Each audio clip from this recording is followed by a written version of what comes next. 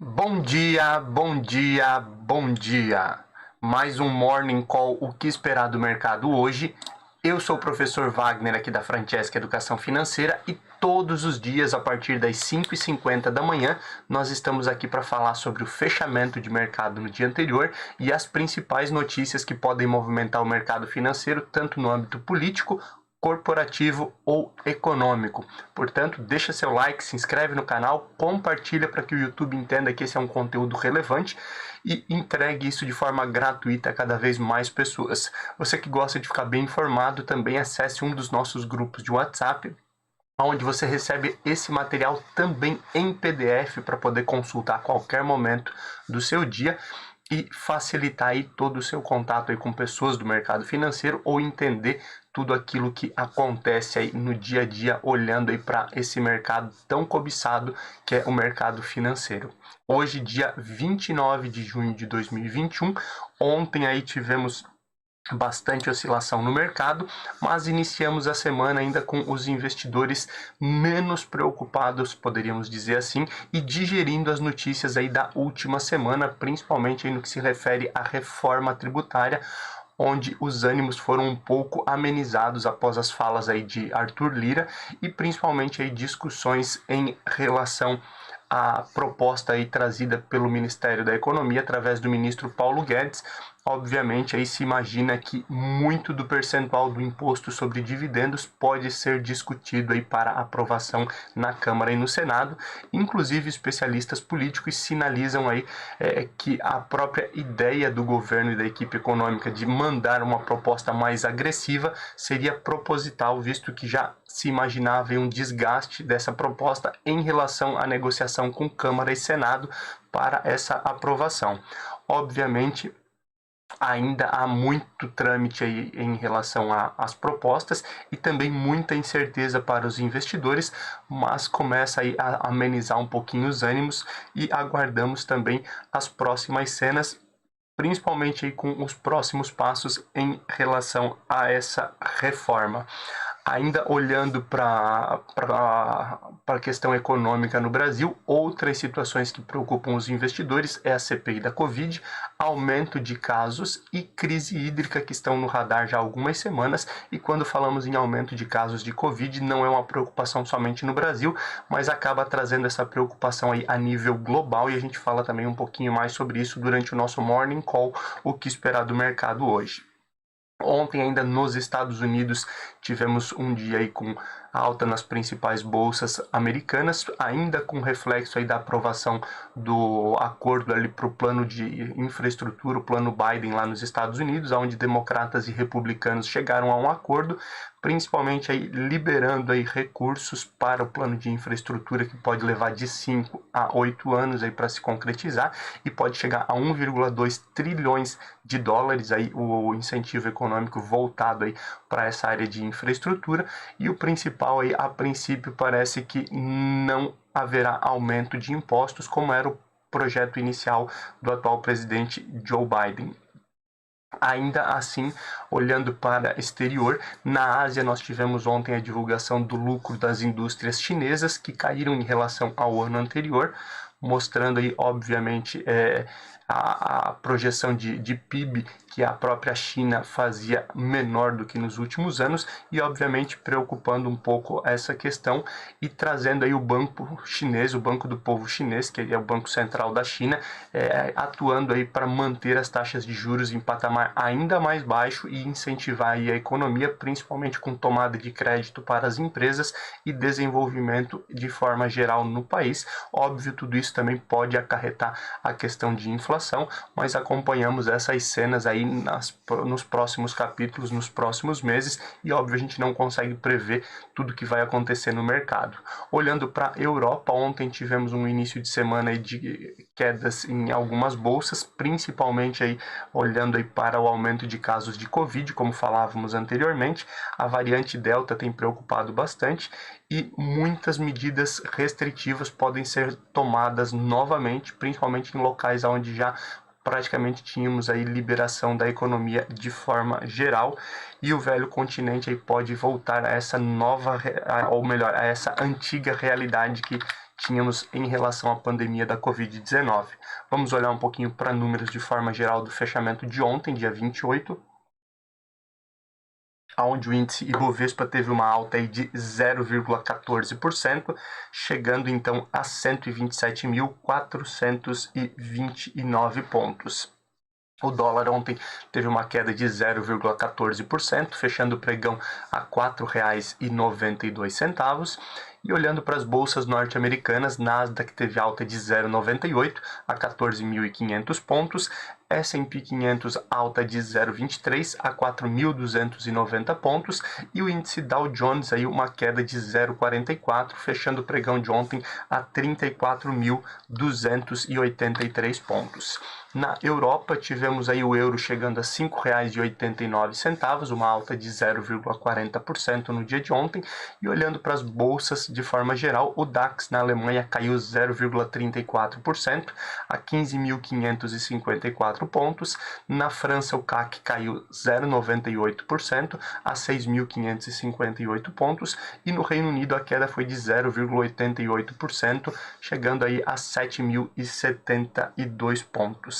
Na Ásia, o fechamento de ontem nós tivemos aí a China com alta de 0,98% a 15.150 pontos no fechamento, que falávamos já na finalização do nosso Morning Call, e o Japão aí uma queda, uma lateralização em queda de 0,06%, se mantendo ainda ontem na casa dos 29 mil pontos, 29.048 pontos. Essa foi o fechamento aí de ontem, dia 28/6. Olhando aí para o cenário de cripto, que ontem falávamos inclusive aí do Reino Unido proibindo as operações da Binance lá em seu território, a Binance, que é a principal corretora aí, em relação a criptoativos, a Bitcoin, né? E mesmo assim, mesmo assim nós tivemos aí uma boa recuperação das criptomoedas no dia de ontem, onde o Bitcoin subiu 5,94% e o Ethereum aí subiu 16,47%, recuperando aí uma parte da perda que houveram aí nas últimas semanas, né? Lembrando aí, Bitcoin e Ethereum, que são os principais criptoativos, aí vem sofrendo forte oscilação nas últimas semanas, principalmente aí por conta aí de ideias em relação a regulamentação e também os tweets lá de Elon Musk, muita gente aí condenando os criptoativos e falando em bolha no cenário aí de Bitcoin e de outras criptomoedas. Mas ontem então tivemos um fechamento positivo. Já o fechamento negativo ficou ontem aí por conta do petróleo futuro, que a gente fala um pouquinho mais posteriormente, mas o Brent ontem caiu e fechou aí o pregão aí a $74,03 o barril, enquanto o WTI fechou a $72,79 o barril, uma queda de mais de 1%, olhando aí para petróleo no dia de ontem, e a cotação de petróleo futuro caindo além disso. A gente fala um pouquinho mais aí quando entrarmos em cenário econômico. O índice S&P 500 VIX, por conta aí de toda essa oscilação no mercado, também teve uma leve alta no dia de ontem. O índice do medo aí fechou a 15,76 pontos, uma alta de 0,90%. Lembrando que o índice S&P 500 VIX, ele mede a volatilidade, né? O risco do mercado de ações. Essa volatilidade sempre traz mais risco. A volatilidade pode trazer um cenário positivo ou negativo, dependendo das escolhas de investidores, mas automaticamente mexe com esse cenário e é muito utilizado aí justamente para olhar o momento de investir. Quanto maior esse índice, maior o risco; quanto menor o risco, menor a volatilidade dentro do mercado de ações. No mercado de metais futuro também, nós tivemos queda aí no ouro futuro, aí, que tem sofrido bastante aí, com oscilações também nas últimas semanas. O ouro futuro fechou a $1.778,80 a onça, enquanto o alumínio futuro aí não para de subir, chegando aí a $2.531,75 a tonelada, e o ferro refinado aí, fechamento de ontem, olhando aí para mercado futuro de junho, fechou a $215,26 Lembrando que a gente falava ontem, inclusive, aí, dessa possibilidade, aí, olhando aí para dezembro, né? Uma cotação bem menor aí, olhando para ferro refinado, olhando aí no mercado futuro, mas obviamente ainda a gente fala bastante aí sempre da China tentando aí controlar os preços, mas não tem conseguido e ainda vivemos um bom momento aí para cenário de commodities. Olhando para índice Ibovespa, as principais altas no dia de ontem, dia 28, ficaram por conta de CVC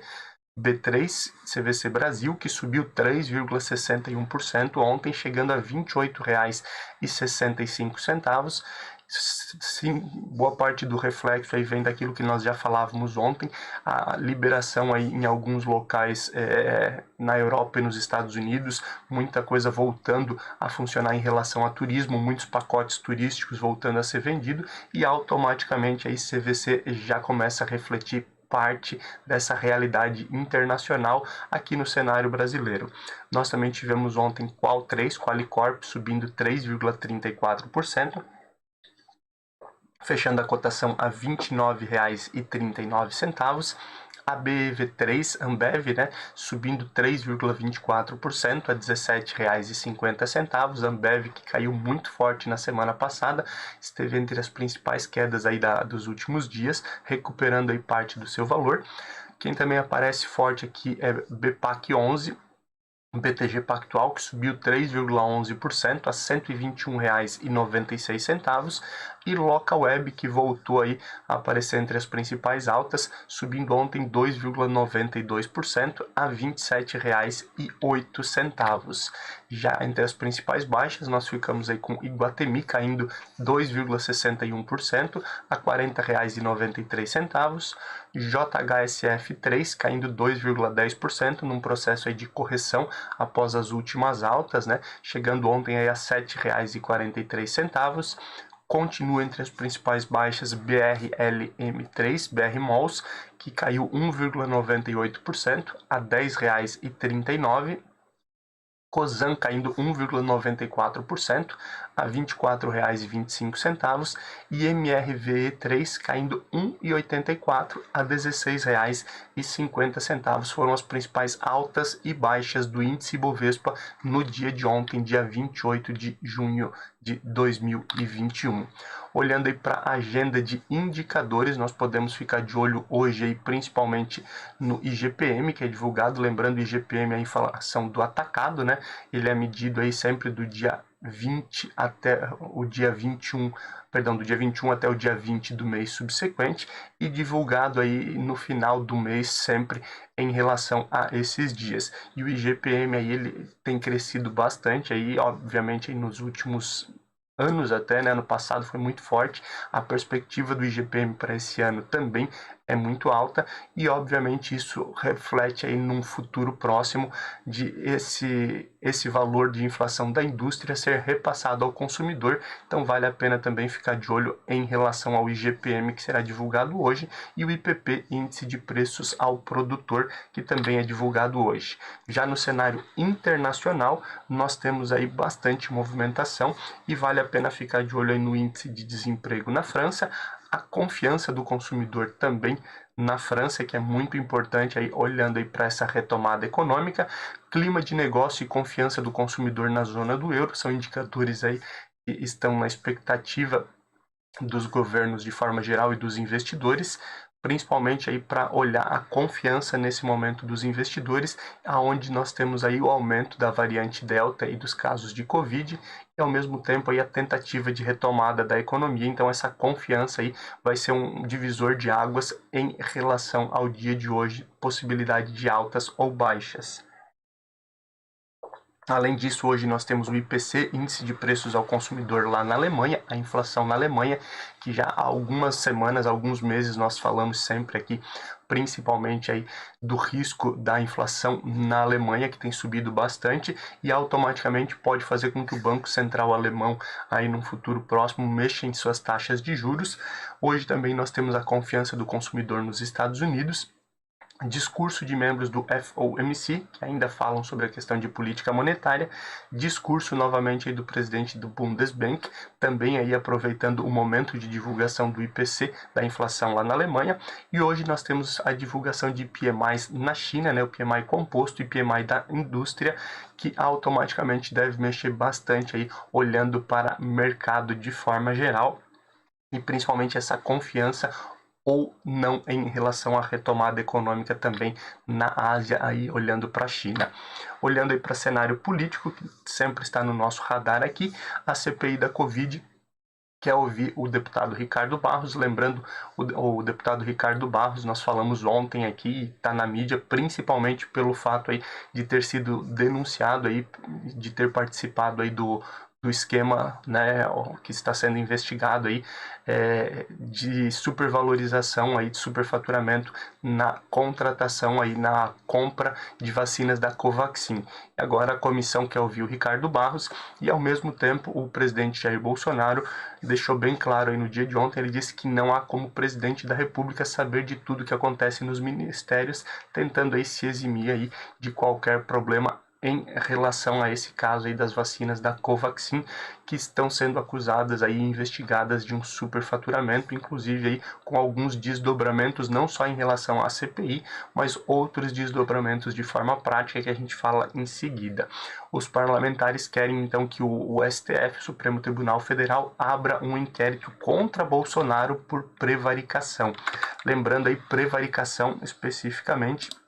é quando o funcionário público, ele indevidamente, ele retarda ou deixa de praticar um ato oficial, né? Essa prevaricação aí viria por conta aí do presidente Jair Bolsonaro ter recebido informação de que estava havendo esse problema aí dentro do ministério, olhando aí para essa supervalorização, esse superfaturamento aí das vacinas da Covaxin, e não ter tomado uma atitude. Então parlamentares agora querem que o STF abra um inquérito aí por prevaricação, trazendo aí mais problemas para o atual presidente Jair Bolsonaro, e obviamente isso pode de forma geral mexer com o mercado no dia de hoje e nos próximos dias. O presidente da Câmara ontem, o Arthur Lira, em discurso defendeu mudanças aí no projeto de tributação de dividendos apresentado pelo governo, né? A gente já falou um pouquinho sobre isso lá na abertura do nosso Morning Call, o que esperar do mercado hoje, mas a realidade é que devemos aí ter alguns desdobramentos em relação a essa proposta de 20% de dividendos apresentado, de tributação nos dividendos apresentado pela equipe econômica. O Arthur Lira, presidente da Câmara, já fala em 15% e, obviamente, aí em uma negociação e avaliação de todos os pontos. Alguns especialistas trazem até um possível desdobramento aí de 15% na Câmara e talvez uma retirada de mais 5%, chegando a 10% aí na negociação com o Senado. Óbvio, ainda estamos no campo especulativo, mas vale a pena ficar de olho em todos esses movimentos aí no mercado e no cenário político. O laboratório chinês, ele rompeu o contrato aí com a intermediária brasileira por conta das vacinas, da investigação em relação às vacinas da Covaxin, e por isso eu digo aí que alguns desdobramentos além da questão da CPI da Covid, visto que o laboratório chinês ali, o que produz a vacina da CanSino, rompeu o contrato aí com a subsidiária brasileira, né, a empresa aí que faria a compra, faria toda a intermediação, que é a Belcher Farmacêutica, até mesmo porque essa empresa, a Belcher Farmacêutica, ela é suspeita e está sendo investigada aí por fazer parte aí de um esquema que superfaturou os testes de Covid-19, e óbvio, isso tudo também é reflexo da CPI da Covid, e esses desdobramentos aí mexem com o cenário político e econômico no Brasil, principalmente aí por conta dessa incerteza que tem pairado aí por conta da compra de vacinas. Olhando agora para o Ministério do Meio Ambiente, né? Recentemente nós falamos aqui, tivemos a saída do ministro Ricardo Salles, que pediu aí para sair do Ministério do Meio Ambiente. Ele também vem sendo investigado aí, uma investigação mais antiga, como a gente já falou aqui, por ganhos indevidos, e também uma investigação recente aí, principalmente ele dentro do Ministério, por atrapalhar investigações aí de exploração e venda ilegal de madeira aí para fora do país. E a Polícia Federal agora informou então que o Ricardo Salles já está impedido de deixar o país. Existia aí um pedido para que ele entregasse o passaporte e o STF agora colocou o nome dele entre as pessoas aí que não podem deixar o país. Isso também mexe de forma geral com a política, visto que ele era um dos homens fortes aí do presidente Jair Bolsonaro, e aguardamos também as cenas dos próximos capítulos, o que acontecerá aí com o ministro, ou melhor, com o ex-ministro Ricardo Salles, que aí vem sendo investigado e agora não pode deixar o país. Olhando um pouquinho aí para o cenário econômico, a crise hídrica cada vez mais latente aí no Brasil, investidores preocupados de forma geral e o governo também preocupado, inclusive aí liberando então uma medida provisória aonde o ministro de Minas e Energias tem poder aí para decisões individuais em relação aí à crise hídrica. Dentro dessa MP, o governo aí acabou fazendo algumas mudanças, inclusive uma delas aí que permitia que o governo aí forçasse um racionamento, né, um racionamento compulsivo, e até mesmo pelas falas aí do governo nas últimas semanas, essa medida, essa parte do texto teria que ser suprimida, teria que ser retirada, porque o governo tem dito aí que não será necessário um racionamento e nem mesmo haveria aí um risco de apagão, mas cada vez aí se torna mais latente a questão da crise hídrica, e agora então o ministro de Minas e Energia tendo aí poderes aí para decisões individuais para manter aí o Brasil nos trilhos, principalmente mantendo aí o mínimo em relação àquilo que nós precisamos de energia. E óbvio, a conta vem aí para os brasileiros de forma geral. Falamos ontem aí da manutenção da bandeira vermelha 2 para os consumidores, principalmente aí por conta da utilização de termoelétricas, onde ainda hoje o nível dos reservatórios brasileiros está muito baixo e acaba aí tendo dificuldade na geração de energia hidrelétrica. Ainda falando sobre a proposta que o governo trouxe aí de medidas que mexem com o imposto de renda, existe aí a mudança na faixa, né, aumento da faixa de isenção para imposto de renda, que aí traria um benefício aí para mais de 5 milhões de brasileiros, mas por outro lado, muita coisa acontecendo também e muita reclamação em torno aí da mudança na regra aí para a declaração simplificada. Hoje aí qualquer brasileiro ele pode fazer a declaração simplificada, aonde o governo acata aí 20% de abatimento em relação ao valor de renda tributável total. E o projeto de lei prevê que a declaração simplificada ela seja aí somente para pessoas que ganham até 40 mil reais ano. Isso aí mexeria aí no bolso aí com relação ao imposto, arrecadação, mas mexeria no bolso de mais de 8 milhões de brasileiros. Lembrando aí que o governo defende muito a questão de que a declaração simplificada ela foi criada num momento em que se fazia tudo no papel e por isso aí para facilitar foi criado então a declaração simplificada, e hoje como é de forma eletrônica é muito mais fácil, e obviamente aí o governo defendendo então que todo mundo deva pagar imposto devido aos seus ganhos. E isso pode movimentar bastante aí o cenário como um todo, mas vem sendo bastante discutido aí no campo econômico e político. O endividamento das famílias brasileiras aí cresce e o cenário volta a preocupar, principalmente aí porque voltamos aí a um ponto em que a família brasileira está mais endividada do que nos períodos aí de 2005, foi o último recorde, né, em relação aí ao endividamento das famílias brasileiras, e automaticamente aí, quando nós olhamos para o cenário de pandemia por conta da Covid-19, nós vemos aí muitas pessoas que perderam o emprego, muita gente que talvez tenha ido atrás de crédito para pagar algumas contas, e preocupa olhando aí para esse cenário, visto que é o maior endividamento das famílias brasileiras desde 2005, e se olharmos para dezembro do ano passado, quando falamos em endividamento e falamos também em pessoas inadimplentes no ano passado, e fechamos o ano com quase 38% da população aí inadimplente ou com contas atrasadas, o que acaba gerando uma preocupação de forma geral, até mesmo para as instituições financeiras aí que acabam liberando crédito. O petróleo, que nós já vimos aí que caiu forte no dia de ontem, ele caiu principalmente por conta de medidas restritivas e da variante Delta, né, que tem preocupado bastante aí as nações.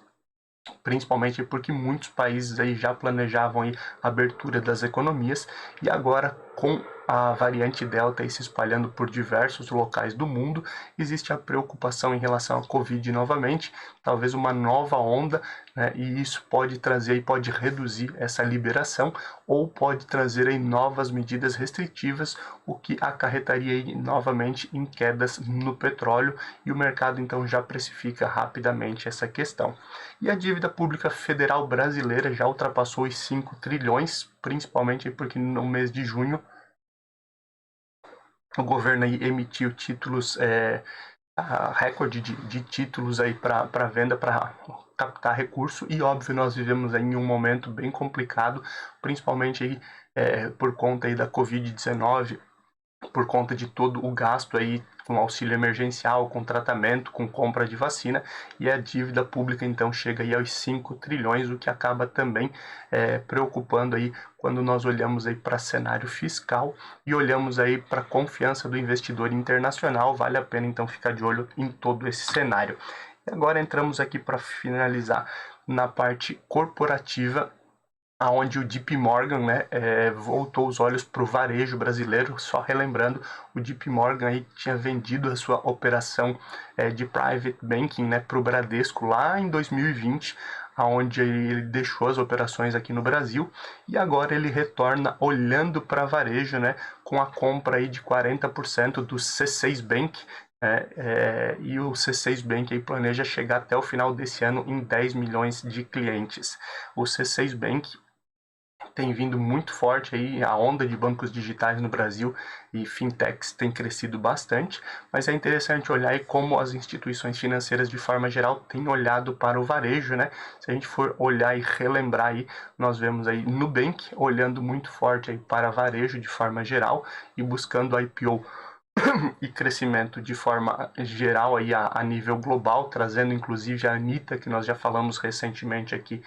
para o seu o grupo de conselheiros do Conselho de Administração, para ter essa identificação com o público aí de varejo.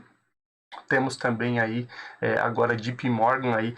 entrando na compra aí com 40% do C6 Bank aí, olhando para essa fatia aí do varejo brasileiro. O Banco Pan, né, através do BTG Pactual, que é o acionista aí, o dono do Banco Pan, também vindo muito forte nesse sentido, e um público obviamente aí que é tomador de crédito, que gera spread para as instituições financeiras, sendo um foco muito forte então dos bancos de forma geral. E é interessante olhar todo esse cenário assim, voltando, não é recomendação de compra, mas reflexão em relação ao cenário nesse momento. E na corrida por melhores serviços, né, a logística tem sido um diferencial. A gente falou bastante sobre isso nas últimas semanas, com o Mercado Livre, Amazon, Magazine Luiza e Via, né, que é a antiga Via Varejo, olhando muito aí para esse cenário de entregas rápidas à logística. E ontem nós tivemos então a divulgação de que a Via planeja oferecer os seus serviços de logística, inclusive para os seus concorrentes. Existe hoje o marketplace aí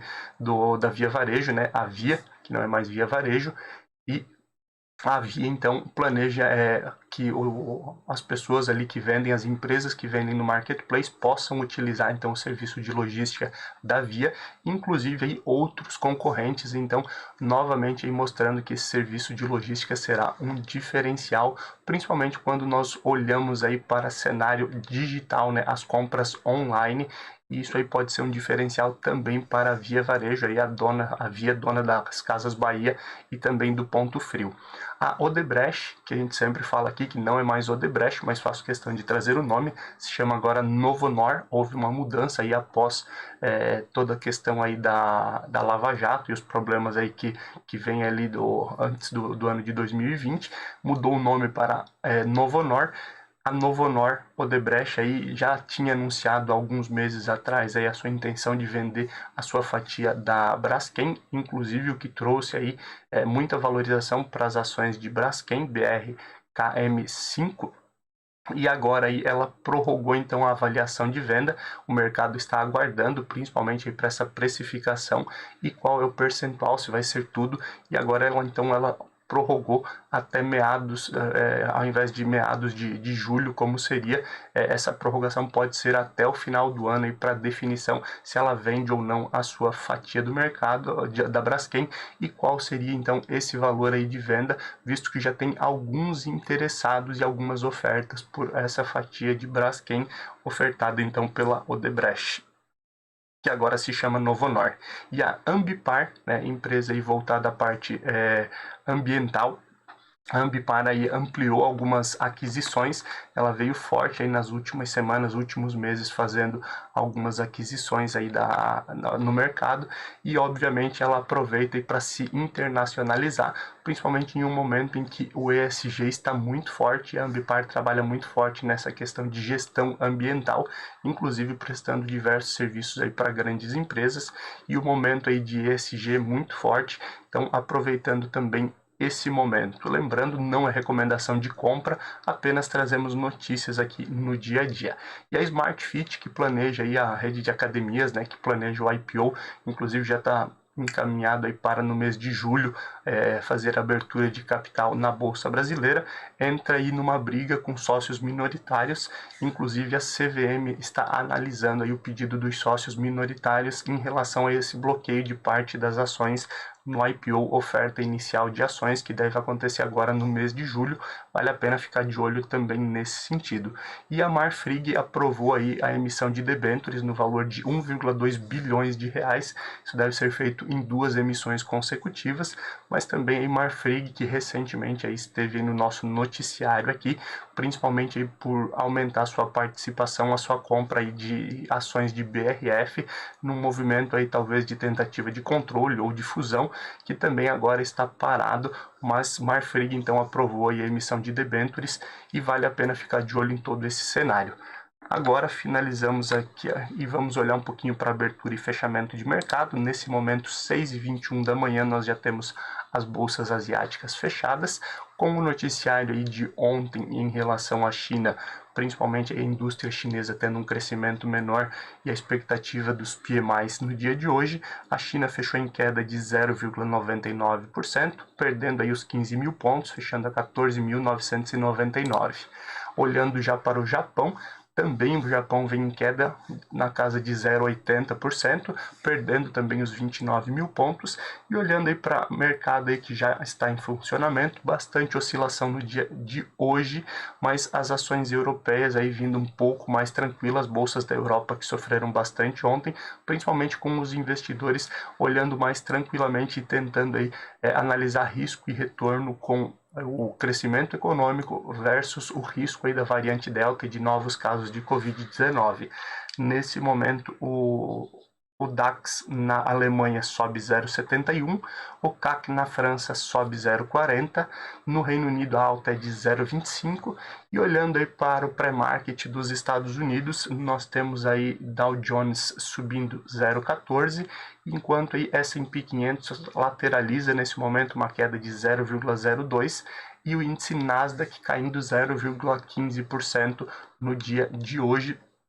A expectativa óbvia é muito grande em torno aí da confiança dos consumidores, que deve ser divulgada aí na zona do euro e também nos Estados Unidos, o que pode trazer um pouco mais de tranquilidade aí para os investidores, lembrando aí que investidores aí estão de olho em todo esse movimento aí do mercado, principalmente o aumento aí dos casos de Covid-19 versus a retomada econômica e os estímulos econômicos aí que estão acontecendo. A perspectiva é de um dia com bastante oscilação, bolsas sem uma direção específica. A princípio aí o Ibovespa deve seguir as bolsas norte-americanas, mas lembrando que o cenário interno pode aí trazer um descolamento, principalmente aí com mais falas talvez voltadas aí a questão aí